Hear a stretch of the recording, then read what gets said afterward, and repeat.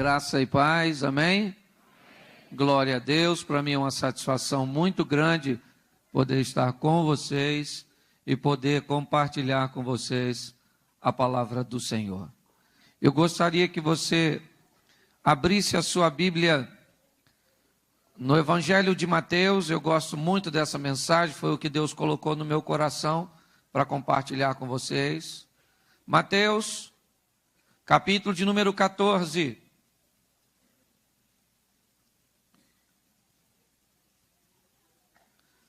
A partir do verso de número 22.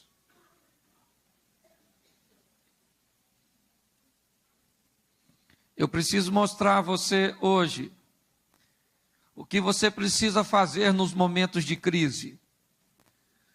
Como você precisa reagir quando a adversidade vier contra você. Eu costumo dizer que quanto mais tensão se coloca num arco, mais longe a flecha vai. Então, quando você estiver vivendo sob tensão, imagine que tu é uma flecha na mão de um valente. Então, quanto mais tensão que tiver difícil, espera.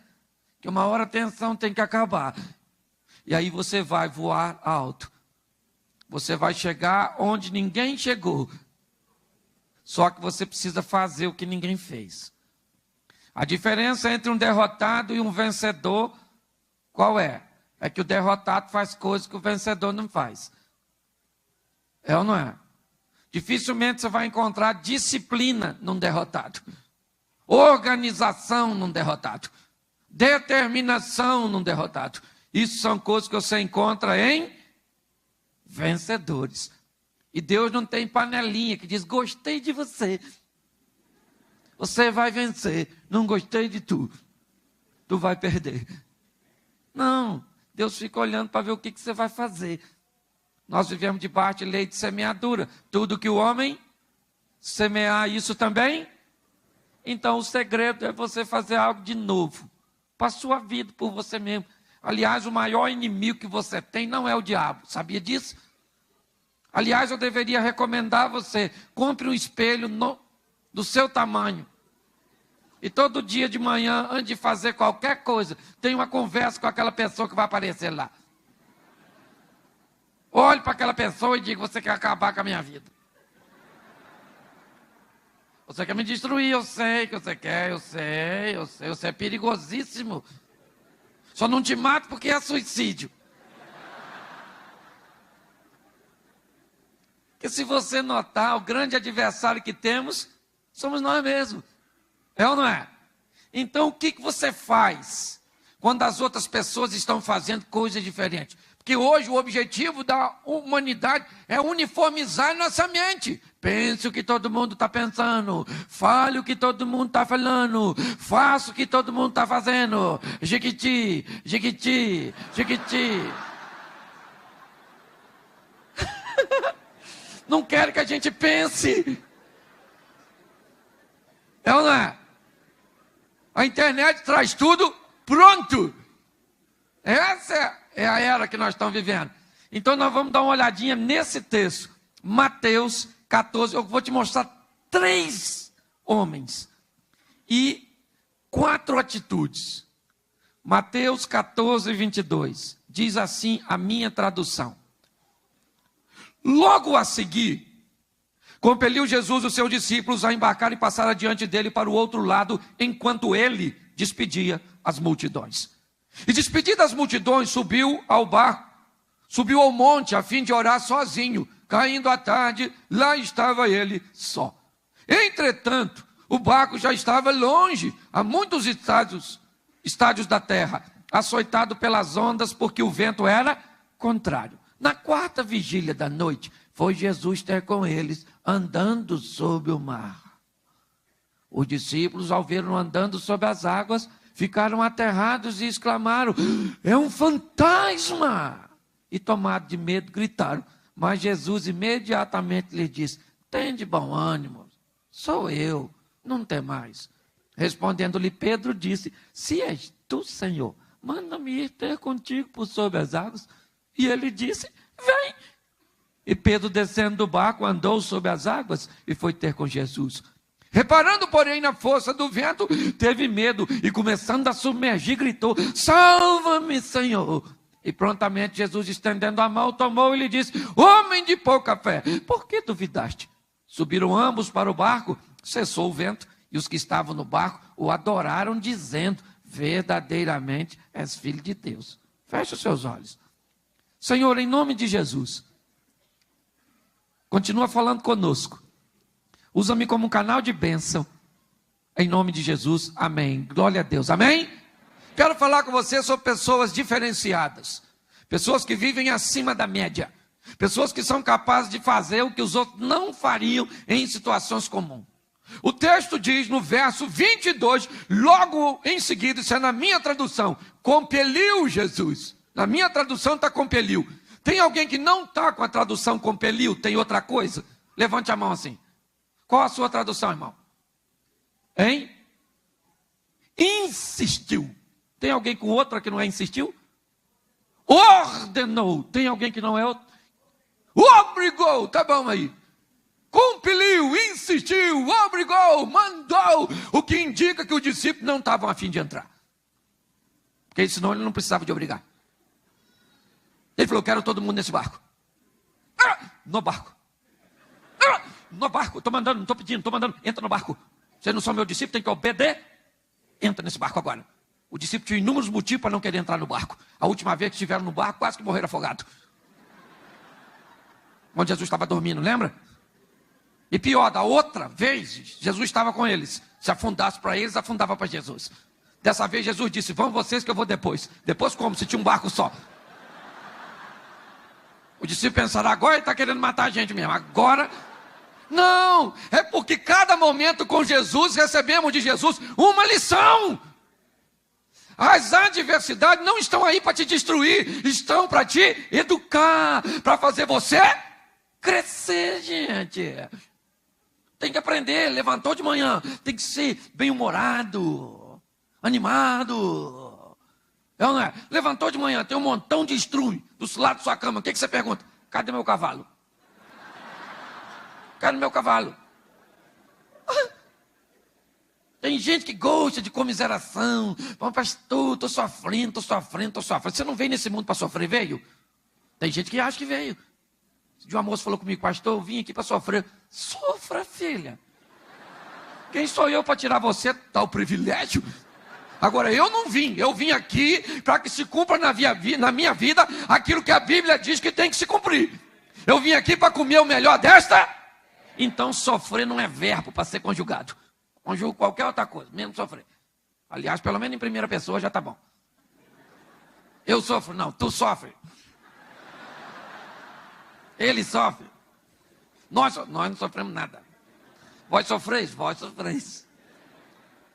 Paulo e Silas estavam presos. Apanharam bastante. Eu imagino Silas falando: Paulo, bem que falaram, não anda com Paulo. E Paulo falando: cala a boca, Silas, cala a boca. Nossa, não, lá na prisão os dois resolveram conjugar o verbo adorar, porque a decisão é sua.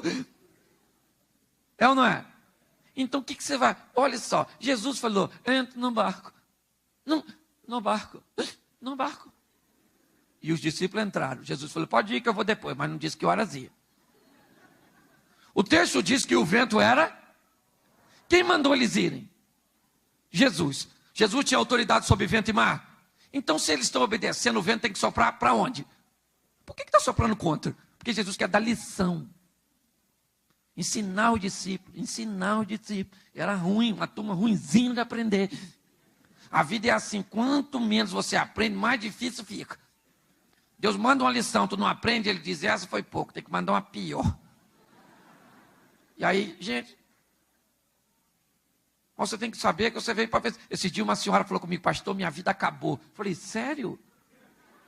Por quê? Meu marido morreu, o senhor não soube não? Eu falei: soube, mas a frase está errada, acabou, foi a vida dele. A senhora ainda está legalzinha, dá uma ajeitadinha na carcaça. A senhora casa de novo.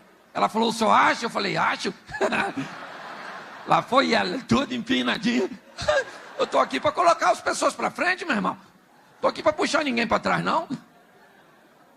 Então os discípulos entraram e foram. Quando de repente o mar fica grosso, revolto, a água querendo entrar, e eu imagino eles conversando. Ele vem. Alguém falou, vem. Ele falou que vinha. Mas quem vai entrar com ele nesse mar? Falou, mas ele falou que vem, ele vem. Só ia despedir o pessoal lá. Ia orar um pouquinho, estava vindo. Escurece, cadê? Gente, ele não vem não, hein? Ele vem não. Duvido que ele vem. Água entrando, nem todo mundo era pescador, Mateus era cobrador de impostos, não sei nem se ele sabia nadar. Aliás, quando a situação fica difícil, a adrenalina entra, é cada um. Eu imagino naquele barco, Pedro, que era o dono, jogando a água para fora com a cumbuquinha. Era o homem da energia, o Pedro. João não era o homem da energia, era o homem da oração. Jeová Jireh, eu não posso morrer não, poxa. É ou não é? Tomé era quem? O incrédulo, deve ter pensado o quê? Falei para a gente não vir. Natanael era o exigente, deve ter falado o quê? Falei para a gente vir num barco maior. Cada um reage de uma. O Judas Iscariotes era o tesoureiro, deve ter pensado o quê? Se isso afundar vai ser um prejuízo tremendo, hein, gente? André era o brincalhão, André era aquele que estava de olho no lanchinho do garoto da multiplicação dos pães. Falou para Jesus, tem um garotinho aí com 5 pães e 2 peixinhos. Tinha mais de 5 pessoas, 5 mil para comer. André estava de brincadeira, de olho no lanche do garoto. Jesus aqui foi na brincadeira de André e criou o primeiro McFish, o sanduíche de pão com peixe. Então, quando a adrenalina entra, cada um reage de um jeito. E lá estão os discípulos dentro do barco. Escureceu. O texto diz que na 4ª vigília da noite. Tu sabe que horas é isso? Tu deve estar pensando, pastor, não sei nem que hora é a primeira vigília. Eu vou saber que hora é a 4ª. Ela começa às 18 e muda de 3 em 3. De 18 a 21, a primeira vigília. De 21 a meia-noite, segunda vigília. De meia-noite às 3, terceira vigília. De 3 às 4ª vigília. Aí ora a primeira, ora a segunda. Ou seja, Jesus foi encontrar com eles a partir das 3. Tudo escuro. Medo. Quem é que vem literalmente tirando onda?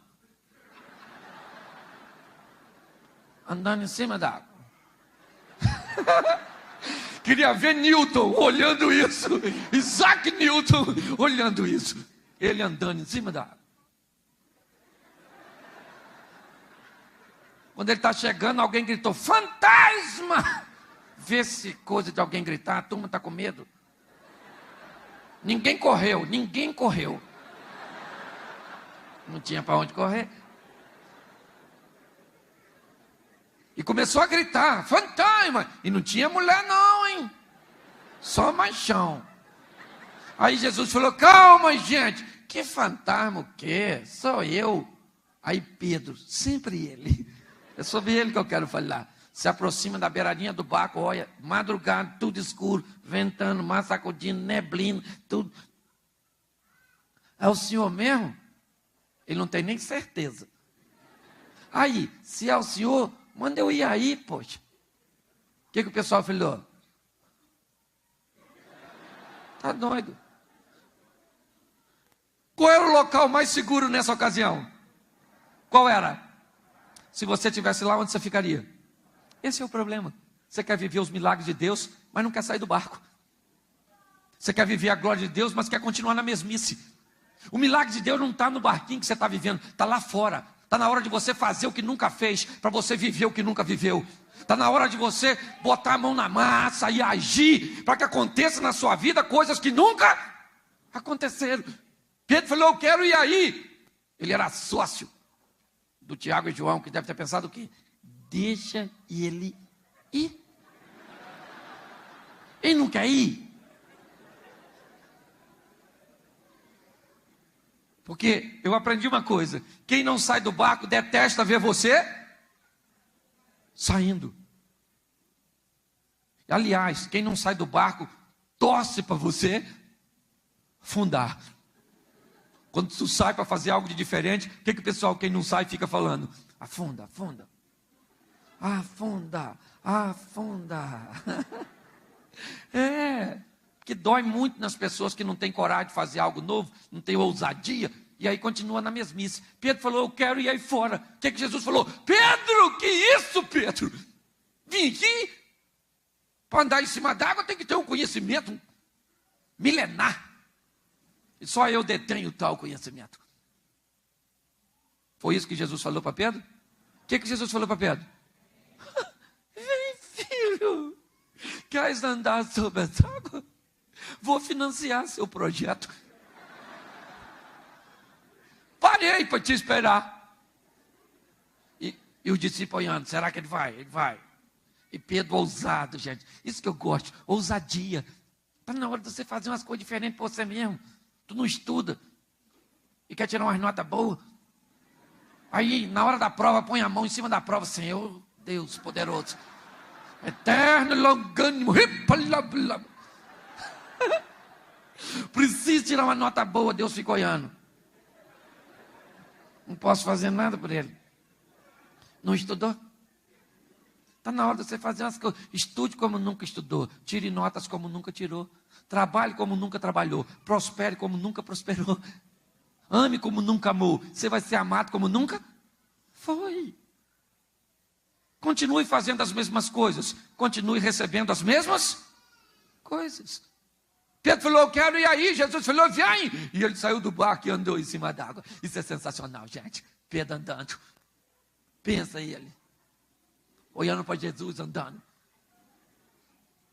Só que teve um momento que ele parou, olhou e falou assim, nossa, isso que eu estou fazendo é perigosíssimo, hein, gente? Perdeu o foco. Quando ele perde o foco, o que acontece? Ele começa e grita, Senhor, salva-me. Ele já estava quase chegando. Jesus só estendeu a mão e falou, segura aqui, homem de pouca. Se ele é de pouca fé, quem ficou no barco é de pouco o quê? Sabe o que eu gosto desse texto? É um culto de domingo. Vamos imaginar um culto de domingo na igreja dos apóstolos. 11 homens se levantando dentro da igreja e dizendo, olha só, esta semana vimos um homem andando sobre as águas. Só que num culto de domingo da igreja primitiva, um homem poderia levantar dentro da igreja e dizer o quê? O homem que eles viram andando sou eu. Porque quem sai do barco conta milagres a respeito de si mesmo, enquanto quem fica no barco só conta milagres a respeito dos outros. Quem você quer ser? Você quer contar suas próprias histórias com Deus? Ou você quer ser um mero narrador de histórias alheias? A decisão é sua. Está na hora de você sair do barco, meu filho, para o seu casamento, sair do barco para sua saúde, come a gordura da picanha, a pele do frango, não faz exercício, não dorme, não descansa. Aí está lá, pastor, o inimigo está furioso. Botou uma seta nas minhas coronárias. Eu imagino o diabo falando, não fiz nada não. Esse dia um cara falou comigo, o diabo me endividou. Falei, sério? Nunca vi isso. Como isso aconteceu, pastor? Se o senhor olhar minha fatura de cartão, pastor, o inimigo purinho, o devorador. Falei, filho, no próximo culto, na próxima segunda, que eu tenho um culto segunda, você vem aqui com a sua fatura do cartão. Sério, pastor, o senhor vai orar por mim? Falei, não, eu vou pagar o que o diabo comprou. A gente vai marcar o que o diabo comprou, coitado, né? Eu pago. Farofa, eu pago. Cachaça, eu pago. Galinha preta, eu pago. Capa vermelha, eu pago. Vela, eu pago. Tridente, eu pago. Ossada, eu pago. E ele assim, ó. Aí ele falou assim, o senhor é maluco? Eu falei, não, por quê? Porque o diabo não comprou nada no meu cartão. Falei, então você traz a fatura assim mesmo, que eu vou mostrar para você o nome do devorador, o CPF do devorador e o endereço do devorador lá no seu cartão. Porque tem gente que administra sua vida de uma forma tão errada, que eu imagino o diabo olhando, pensando assim, gente, nem eu. faria uma besteira tão grande. Aliás, eu vou anotar essa para eu usar com os outros. Tem gente aí dando aula para o inimigo do que não se deve fazer. Está na hora de você fazer algo de novo, amém? Pelos seus negócios, pelos seus estudos, por sua saúde, por sua família, por você, pelo evangelho. Saia da mesmice, rapaz. Faça algo de novo. O que é que eu tenho que fazer? Se eu souber o que tu tem que fazer de novo, eu ia cobrar para falar, porque aí é consultoria. Já me basta saber o que eu tenho que fazer de novo. Quando eu fui pregar, eu falei, Senhor, o Senhor me dá umas palavras que o Senhor não está dando para os outros. Umas maneiras esquisitas de pregar. Deus falou, toma. Aí eu ganhei. Tem gente que não gosta quando eu estou pregando, sai. Eu não tenho problema com isso. Quando eu estou pregando que alguém sai, sabe o que minha mente pensa? Está tão bom que ele foi chamar mais gente. Ué, pare e pense. A Bíblia diz, se os seus olhos forem bons, seu corpo anda na luz. Esse dia eu fui pregar no interior, o cara falou, o senhor mora no Rio de Janeiro? Eu falei, moro, o senhor parece mineiro, mas sou carioca e flamenguista. Entendeu? E aí ele falou, o Rio de Janeiro é muito violento. Eu falei, não. Eu falei, não é. Lá tem bala perdida. Eu falei, a Bíblia tinha flecha perdida. Ele disse, a Bíblia fala isso, mas o Rio de Janeiro é muito violento. Eu falei, não é. Violento era o Jardim do Éden. Ele disse, por quê? Eu falei, porque Caim matou Abel, morreu 25% da população num dia só. Ele falou, não dá para conversar com o senhor, não. Dá não. Já vi que não. Os caras vêm com as ideias comigo. Esse dia o cara encontrou comigo e falou, pastor, o senhor não é a favor do aborto? Eu falei, não, só é a favor do aborto quem já nasceu. Pergunta quem vai nascer, se é a favor. Ele falou, mas o senhor tinha que ser. Eu falei, sabe que eu não queria que fosse a favor do aborto? Ele falou, não. Eu falei, sua mãe. E se ela fosse a favor do aborto, eu não estava tendo essa conversa indesejada agora. Ele virou as costas e foi embora. Gente, eu preciso impulsionar você a fazer algo de novo. Quem é a mulher que está aqui que o marido não está? Levante a mão. Só a senhora que está. Isso. Chega em casa hoje. A senhora vai sair do barco. Fazer o que nunca fez. A senhora vai pegar seu marido. Vai pegar ele, mas vai pegar ele assim, bem desprevenido. Agarrar ele com violência. Como uma presa. É agarrada pelo predador. A senhora pega ele, puxa, beija na boca dele. Beija na boca dele, mas beija na boca dele. Beija. Quando ele fizer assim, ó, ele vai falar assim, o que é isso? Você fala, saí do barco hoje. Sabe o que ele vai falar para a senhora? Vou afundar esse barco para você nunca mais voltar. Está na hora de você fazer algo de novo, gente. Para você viver o que nunca viveu, é assim que funciona. Posso ouvir um amém? Amém. Isso. Eu preciso te mostrar o segundo indivíduo. Abra sua Bíblia. Livro do profeta Samuel. Primeiro livro do profeta Samuel. Dá uma olhadinha, capítulo 17. Verso de número 24.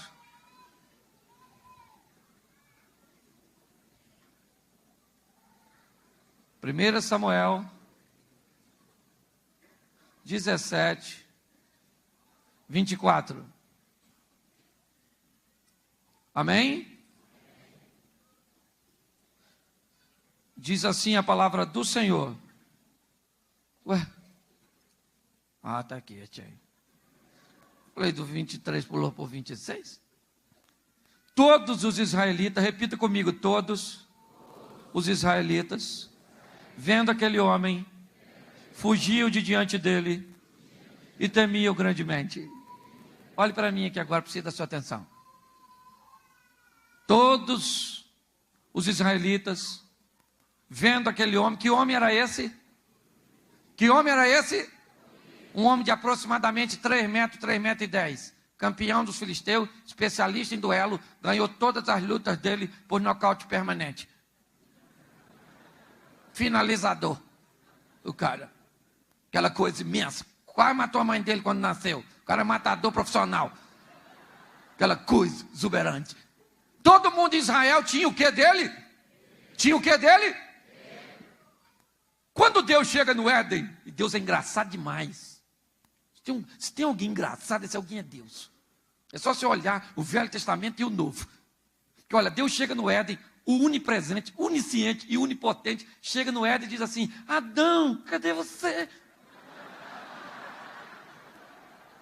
Adão sumiu. Ele tá ou não está de brincadeira? Vão prender Jesus no Getsemane. Jesus se aproxima do soldado e diz assim: quem vocês estão procurando? Você não está de palhaçada, não sei o que é. Não é? Um cara está 38 anos na beira de um tanque. Jesus se aproxima dele e diz: queres ficar são? Não, vem aqui de bobeira, todo dia. O Bartimeu desesperado gritando: filho de... Jesus chama o cego e diz: o que queres que eu te faça? O cego deve pensar: se eu me arrumar um cão guia, se eu me arrumar um cão guia vai me ajudar tanto. Então você acha que Deus não tem bom humor? Vai ler a Bíblia. Todo mundo olhava para o gigante e sentia. Gente, gigante não é lugar para posicionar seus olhos. Seus olhos têm que estar no Senhor. Amém? Seja o problema pequenininho ou grandão, não fica olhando para problema. Problema não é lugar de botar sua atenção. Se você olhar para o problema, você vai ter medo.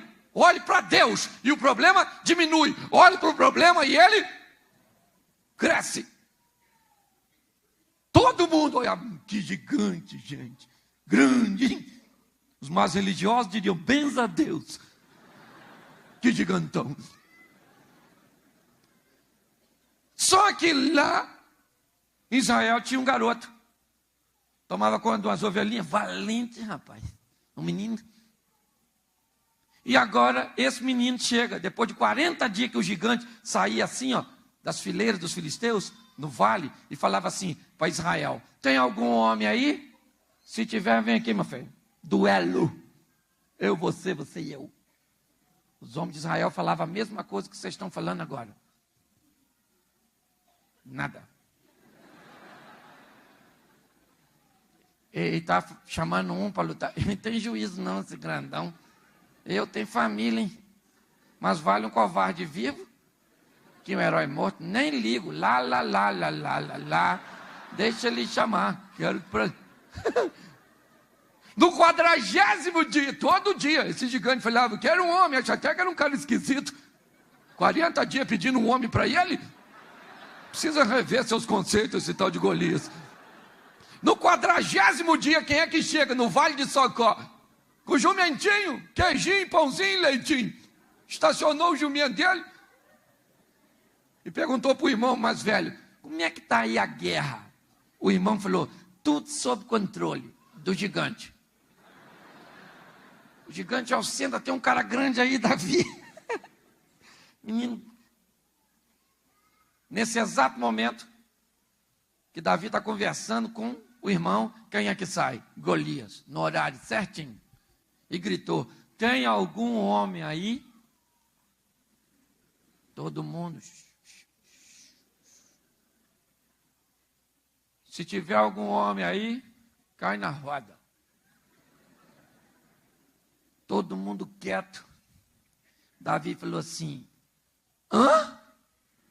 O irmão dele falou: cala essa boca e vai apacentar as ovelhas do papai, seu pretensioso. Davi falou: o que é que eu fiz? Se desviou do irmão, chamou alguém e falou: o que vão dar para quem matar esse gigante? Alguém falou: fica rico, mas tem que estar vivo.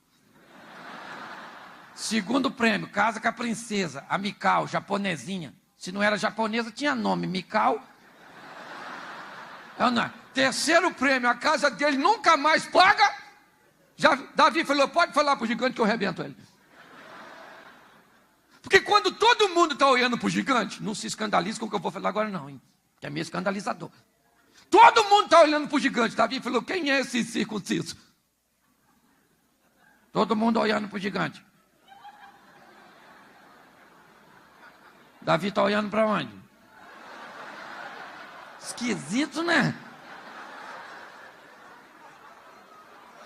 Todo mundo olha para o gigante, Davi para a circuncisão.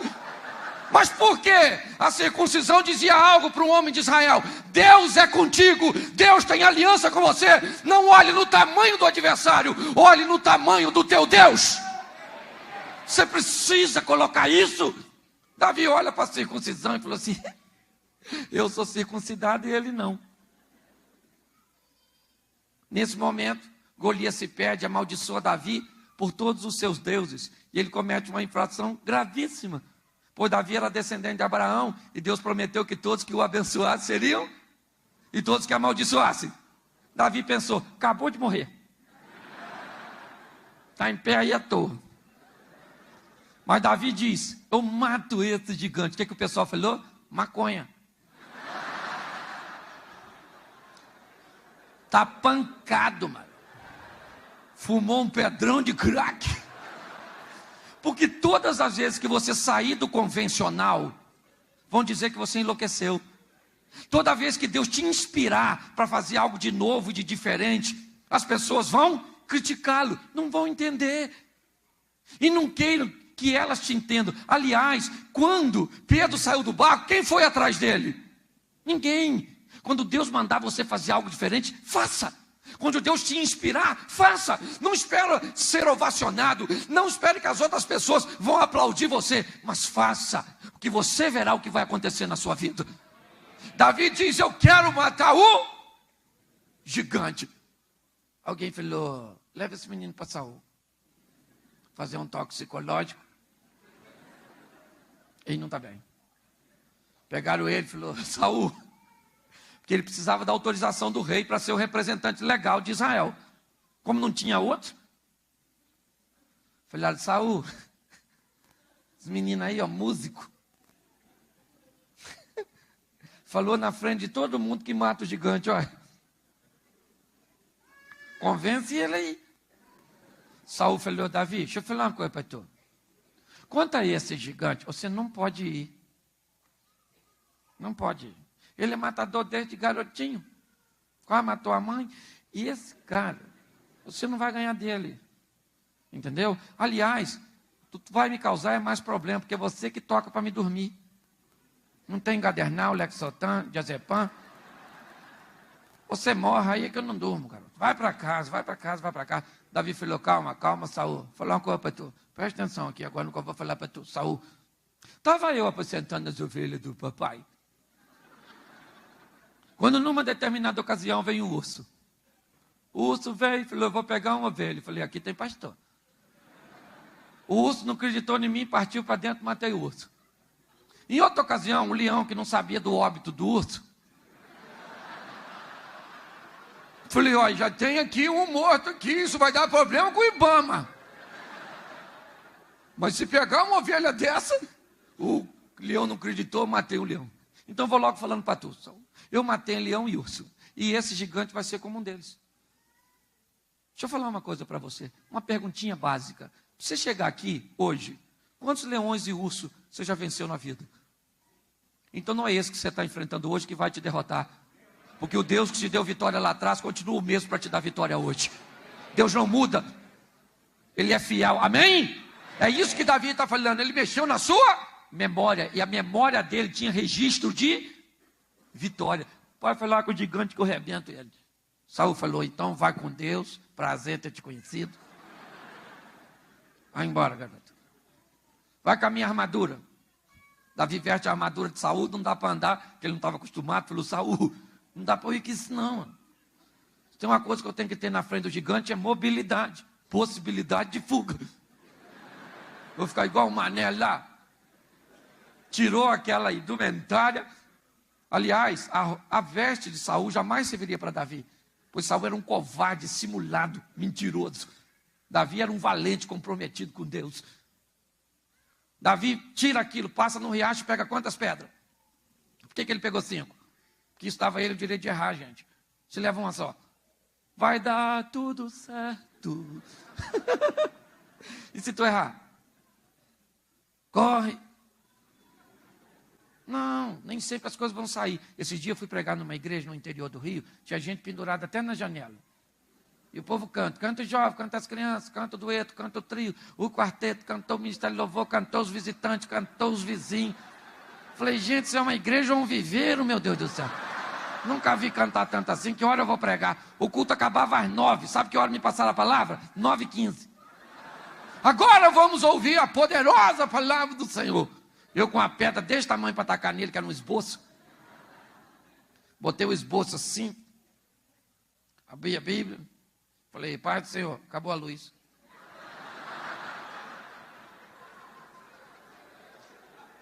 Os caras cantaram de 7 a 9h15. E na minha vez acabou a luz. Como é que eu ia pregar com aquele montão de texto? Fechei o esboço, errei aquela pedra, mas eu tinha outra.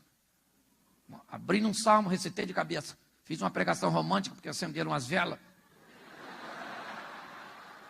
Botei Jesus como um galã. De olho nas almas. Gente, foi sensacional. Preguei, quando eu falei amém, a luz voltou, cantaram 2 hinos para acabar o culto. Então nem sempre as coisas vão acontecer como você espera. Você tem que ter uma reserva nessa sua sacola, uma reserva de fé. Amém? E agora Davi vai enfrentar o gigante. Chegou lá no vale, aquela coisa imensa já está lá. Aí chega o garotinho. Tiradeira, bolsinha e um pedacinho de pau. Cadê o adversário? Golias falou, hã? Isso aí? Nunca encarei um cara tão fraco. Tá morto. Ah, garoto! Ficou nervoso, ofendido. Um oponente tão assim magrelinho. Falou, garoto, vou matar você, menino. E não vou deixar nem ter enterro. Eu vou abrir você e as feras vão vir te devorar. Imagina o pessoal conversando. Conheceu ele? Menino bom, rapaz. Falaram que é droga que fez isso. Porque Israel deve estar lá assim, pastor. Ó, a hora que Davi perder, a gente sai correndo. Os filisteus devem estar assim, ó. A hora que o Golias ganhar, a gente corre atrás. Quando Golias terminou de falar, Davi falou, grandão, presta atenção no serviço. Tu vem a mim com espada, escudo, lança, capacete e outras indumentárias. Eu vou contra você, tu não sabe quem eu sou não, né? Mas eu preciso conversar com o leão e com o urso. Jaz, o leão e o urso. Mas eu vou matar você. Vou. Eu vou contra você em nome do Senhor dos Exércitos. E o Senhor dos Exércitos, a quem eu sirvo, entendeu, Golias? Eu sirvo. Tu és circuncidado? Não, eu sou. Eu vou bem matar tu. Despediu da esposa, dos filhos? O pessoal deve ter falado, pequeno, mas valente. Tá dopado. Nesse momento, gente, se tivesse uma bolsa de aposta em Israel, você ia apostar em quem? Ia perder seu dinheiro. Tu ia apostar no Golias. A visão não era muito animadora. Mas Davi tinha um plano. Dar uma pedrada naquele cabeção. Eu gosto disso. Por que ele usou a pedra, pastor? Porque ele era especialista em dar pedrada. Se você quer ser vencedor, seja bom naquilo que você faz. Faça com excelência. Ele era perito na pedrada. Pegou aquela pedra e falou assim, vou dar-lhe uma pedrada naquele cabeção. Zunir, aquela cabeça que para acabar com dor de cabeça era caixa de paracetamol fechada. De repente aquele gigantão, viu estrela. Tum. E começa a cair. Eu imagino Israel,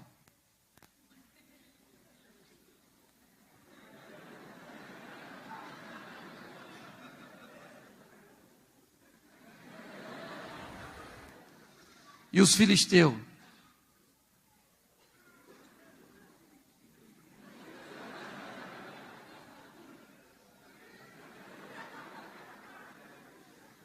O maior avivamento bíblico no Velho Testamento acontece aqui.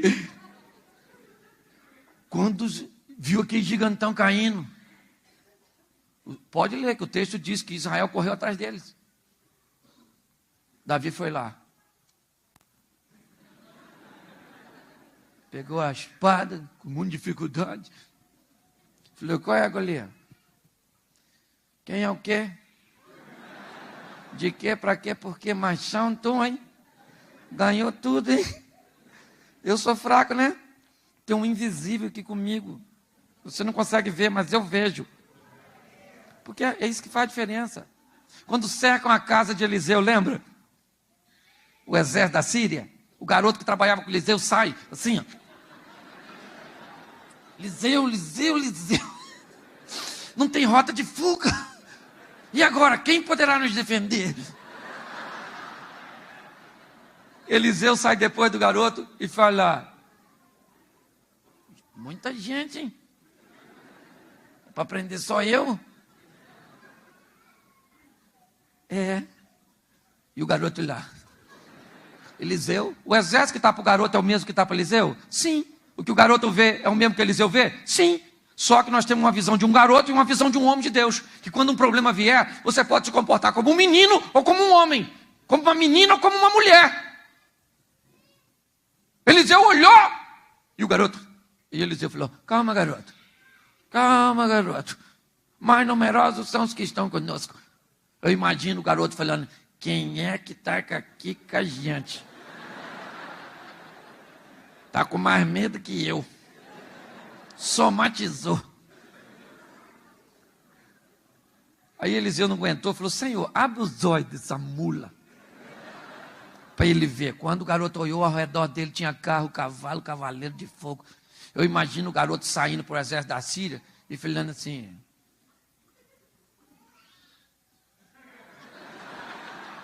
vem, quer vir? Vem aqui, cavaleiro de fogo.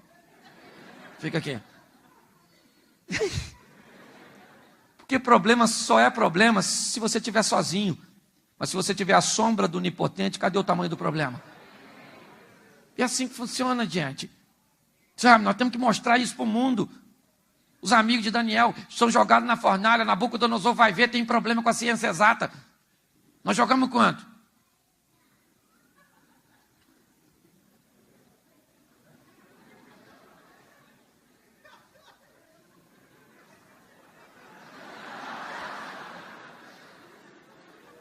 Nós jogamos 3, tem 4. Gente, isso multiplica. Os crentes não morrem. Eles são igual bactéria. Não é verdade? Nabucodonosor chegou na porta da fornalha e falou para os garotos: rapaziada, dá um pulinho aqui fora. Se eu sou os meninos, eu ia falar: entra aí, Nabucodonosor. Tu não é Deus, irmão? Então para pensar. Você precisa aprender quem é que está contigo. Por isso Davi mata o gigante. Arranca aquele cabeção. Entra no arraial com aquela cabeça. E a mulher tudo gritando: chegou o machão. Pensa. Que coisa linda. Por quê? Porque ele teve coragem de fazer o que ninguém estava fazendo. Último texto, rapidinho para me terminar, que eu estou em cima da hora. Juízes. Capítulo 6, rapidinho, verso 11, amém? Então veio o anjo do Senhor, assentou-se debaixo do cavalo que está em Ofa, que pertencia a Joás a Birezita, e Gideão, seu filho, estava malhando trigo no lagar. Malhando trigo onde? Malhando trigo onde?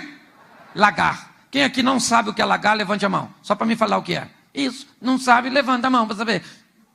Porque senão a gente fala lagar, o pessoal fala lagar. Lagar, acredita? Mas o que era lagar? Deve ser a metade de uma lagarta. A mente vai por associação. Ninguém é obrigado a saber tudo. Língua portuguesa tem disso. Uma palavra tem um montão de significado. A palavra graça. Me ajude aí, nós somos salvos pela... Mas a salvação não é de... Mas eu queria saber qual a sua. Amanhã oculta na casa da nossa irmã. Queria dizer que você hoje está uma. Queria perguntar o que você está achando. De uma palavra só. Isso é língua portuguesa. Tem palavra que não diz nada e explica tudo. O que é coisa? Fala para mim o que é coisa. Ela não é nada, mas explica tudo. Se eu falasse para você, estou sentindo uma coisa estranha. Ou depois eu tenho bem uma coisa para te falar. Gente, a coisa tá feia. Já virou até verbo. Eles estão coisando. Isso é só para explicar lagar. Pregação da minha cultura. Lagar, um tanque para beneficiamento de uvas. Sabe aquele lugar que as uvinhas? Aquilo é um. Só que Gideão está malhando no trigo. Se malhava numa eira, um campo aberto, mais ou menos como secar café. O campo, ele não podia usar por causa dos midianitas. Então ele tinha um lagar. Ele precisava de uma eira, mas ele tinha um lagar. Ele precisava de uma eira, mas ele tinha um lagar. Ele precisava de uma eira, mas ele tinha um lagar. O ideal para ele era uma eira, mas a realidade dele era um. Então, vencedor aprende a encarar a realidade. Enquanto você não tem o seu ideal, trabalhe o que você tem para alcançar o que você deseja. Isso é coisa de vencedor. Sabe? Determinação. Era apertado malhar o trigo no lagar? Sim ou não? Era desconfortável? Mas era o que ele tinha. Há um tempo atrás eu tive um Corsa que se apaixonou por reboque. Quebrava, pensa um carro para quebrar, um Corsinha. A gás. Ele via um reboque, ele parava, sozinho. Uma vez eu fui pregar numa igreja e o cara foi me levar no carro e falou: pastor, o senhor não tem vergonha de andar no carro desse? Não, eu falei: tenho. E por que o senhor não anda no carro melhor? Porque eu não quero. Porque isso aqui é a minha realidade, o meu ideal não é isso. E eu trabalhei muito tempo. Hoje eu ando no meu ideal, mas eu tive que trabalhar na minha realidade. Então, o que é sua realidade? Ela é dura, mas é sua. Ela é feia, mas é sua. Ela é pouca, mas é sua. Encare sua realidade. É isso que Gideão está mostrando. Malhe o trigo no lagar. Ah, já que eu não tenho o que eu quero, então também não quero nada. Então morra. Perturbar outro. Encare sua realidade. Versículo 15 e a gente termina. E ele disse: ah, Senhor meu, com que livrarei Israel? Eis que a minha família é a mais pobre em Manassés, e eu menor na casa do meu. Gideão está conversando com quem? Com Deus. Olha a conversa do Gideão. Ah, Senhor, explicar uma coisa para o Senhor. Eu acho que não visaram o Senhor, não. Eu não posso liderar revolta contra Midianita, não. Porque eu não tenho dinheiro. E nem a bênção da primogenitura. Eu estou na rabeira da cadeia alimentar.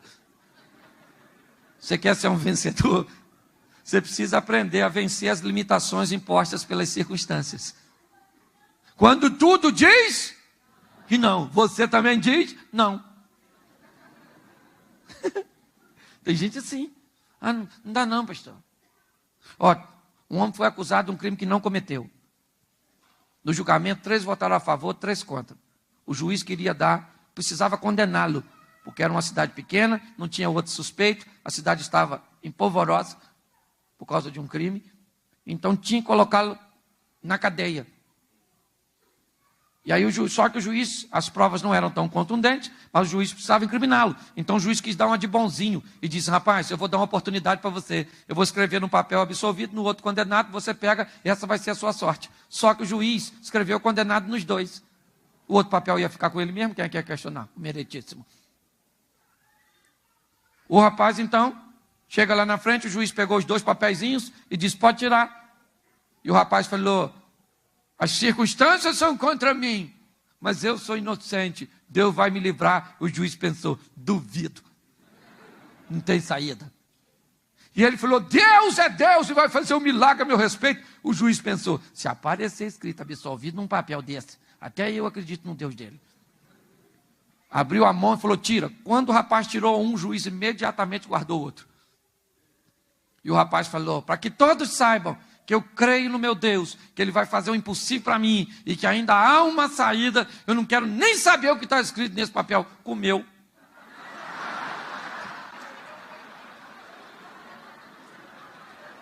Quando ele comeu, o juiz teve bem que pegar o outro.